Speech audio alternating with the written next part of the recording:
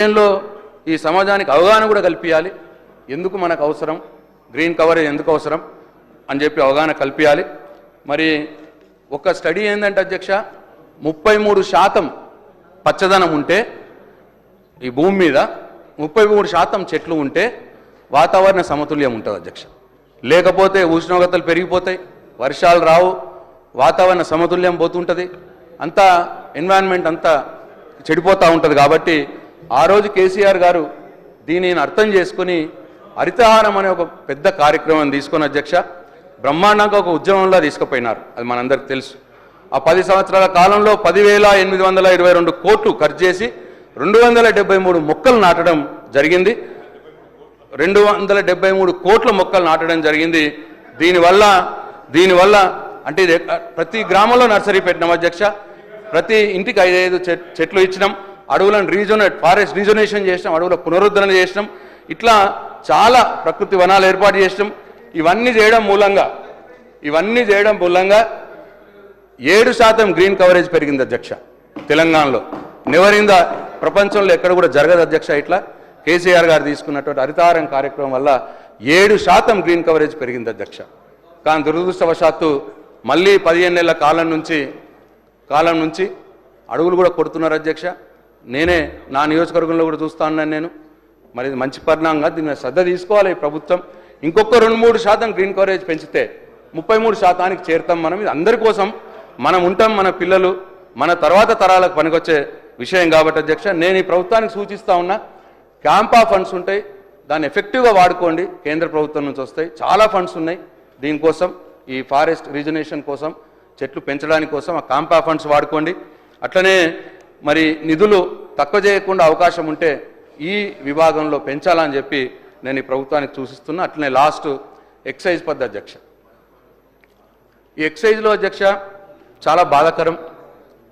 Last time ఏమో 38,000 కోట్ల ఆదాయాన్ని టార్గెట్ ఉండే 24-25. ఈ సంవత్సరం 50,000 కోట్ల ఆదాయం పెట్టుకున్నారు అధ్యక్ష. ఆదాయం టార్గెట్గా పెట్టుకున్నారు. అంటే 18,000 కోట్ల ఆదాయాన్ని పెంచాలా అని చెప్పి ఈ ప్రభుత్వం టార్గెట్గా పెట్టుకున్నది. మేనిఫెస్టోలనేమో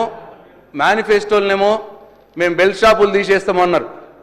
మరి ఇప్పుడు ఆదాయం పెరగాలంటే ఎక్కువ మంది అమ్మాలంటే ఎక్కువ షాపులు కావాలి. అంటే బెల్ట్ షాపులు మీరు ఎంకరేజ్ చేస్తున్నట్టే అని చెప్పి నేను ఈ సందర్భంగా తమరి ద్వారా ఈ ప్రభుత్వానికి చెప్తా ఉన్నా.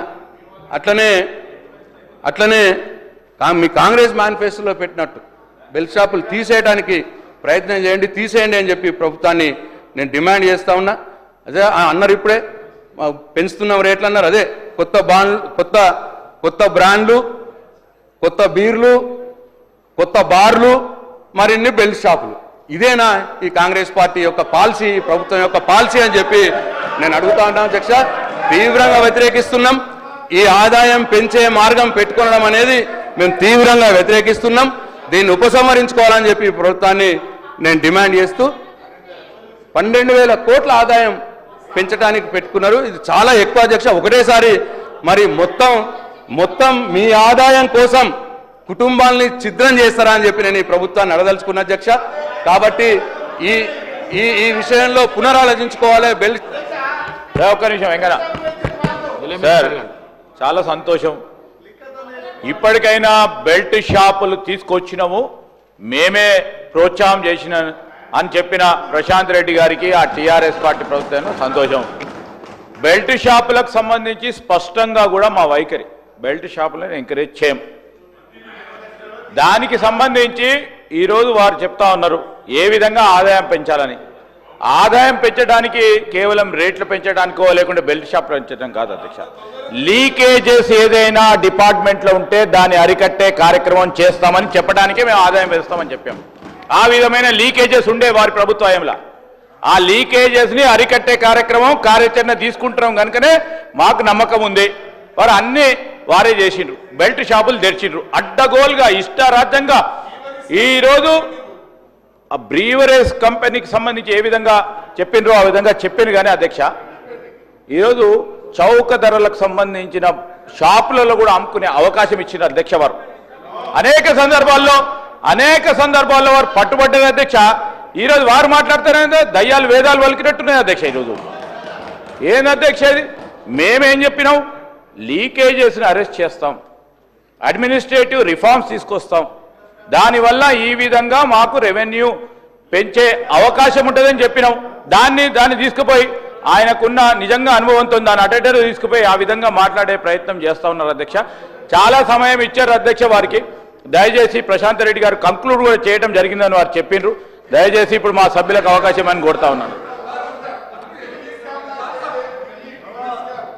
ఒక్క నిమిషం అన్న మినిస్టర్ గారు 1 మినిట్ మినిస్టర్ గారు 1 మినిట్.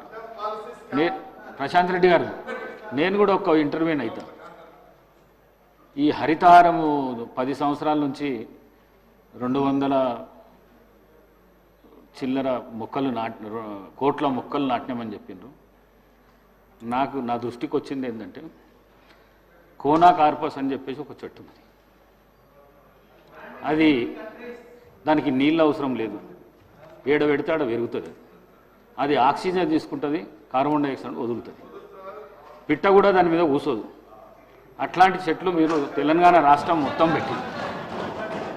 1 మినిట్ నేను ప్రభుత్వానికి కూడా సూచన ఏం చేస్తున్నంటే ఈ కోనా కార్పస్ చెట్లు ఎక్కడైతున్నాయో వాటిని అన్నిటినీ తీసేయవలసిందిగా ప్రభుత్వానికి నేను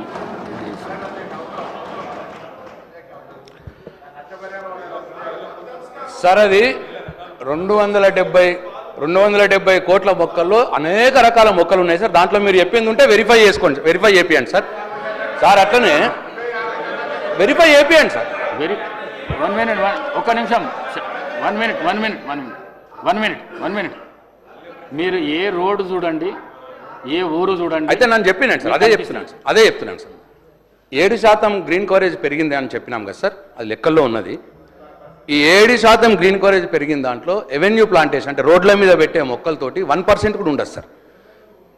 5% ఫారెస్ట్ రీజునేషన్ ఏదైతే చేసినామో, ఫారెస్ట్ని సీడ్లు పోసి ఫారెస్ట్ని ఏదైతే పెంచిర్రో అటువంటి అన్నీ కూడా 6% అవే ఉంటాయి సార్. ఇవన్నీ ఒక 1-2% ఉంటాయి సార్. 5% ఆ ఫారెస్ట్ దాంట్లో ఉంటుంది సార్. అనేక అవార్డులు వచ్చినాయి సార్ హరితహారం ప్రోగ్రామ్కి. సరే మీరు చెప్పింది అదేదైనా ఉంటే ప్రభుత్వానితో చేపియండి సార్. 1. 2 సార్, శ్రీధర్ బాబు గారు చాలా చిలక పలుకులు పలికినారు సార్. ఇప్పుడు నేనేమంటున్నా అంటే నేనేమంటున్నా అంటే ఈ ప్రభుత్వానికి చిత్తశుద్ధి ఉంటే మీరు మేనిఫెస్టోలో చెప్పినట్టు బెల్ట్ షాపుల్ని తీసేయండి. ప్రభుత్వం మీదే ఉన్నది, మీరు మేనిఫెస్టోలో చెప్పినట్టు బెల్ట్ షాపులు తీసేయాలని చెప్పి నేను డిమాండ్ చేస్తూ అదే అధ్యక్ష బెల్ట్ షాపులు తీసేయాలి. అట్లనే ఆదాయం 12,000 కోట్లు. 12,000 కోట్లు అంటే మామూలు మాట కాదు సార్. 12,000 కోట్లు ఇవాళ పెంచాలా అనంటే ఎన్ని రేట్లు పెంచుతారు సార్? ఏం చేస్తారు సార్? ఏ పిలుపురేది ఉంటుంది సార్? ఇదంతా కూడా సార్ ఇది అన్యాయం సార్. 12,000 కోట్లు పెంచడం అయితే ప్రజల్ని మంది ఎక్కువ తాగిపోయడం, లేకపోతే ప్రజల మీద భారం మోపడం, ఈ 2 విషయాలే మరి టార్గెట్గా పెట్టుకున్నారు. దయచేసి దీని మీద పునరాలోచించాలి, బెల్ట్ షాపులు ఎత్తేయాలి, ఈ 12,000 కోట్లు ఆదాయం పెంచాలన్న దాన్ని వాపస్ తీసుకోవాలని చెప్పి నేను డిమాండ్ చేస్తూ సెలవు తీసుకుంటున్నాను. కోమటిరెడ్డి వెంకటరెడ్డి.